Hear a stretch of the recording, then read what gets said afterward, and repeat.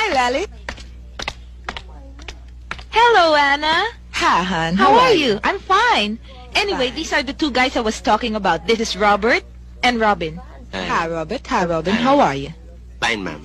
So, who's scheduled for work today? Who's on the night shift and the day shift? Ay, day. Oh, you're on the day shift. 7 o'clock. 7 o'clock. Okay, I want you to come at 7 o'clock in the morning. I don't want you to come late. Not on 6:59, not 7:01, 7:15, but 7 o'clock sharp. Yes, Miss Tyson. What you say? Ma'am. And what time's your schedule? 6 o'clock, ma'am. So you better be here by 6 o'clock, just like I told him. You better not be late. Not 5:59, not 6:15, but 6 o'clock sharp. Sungit na, pangit pa. Mas pangit ka naman, mahaba pa ang baba mo. Ay, Tagalog. Tagalog. Excuse me, katubad tuwa sa 403, nahatagan ni mong tambal? O, gitagaan na ako. Maayo na siya. Wa na'y problema. Alagi, kay sige yung magreklamo, sakit ko no yan,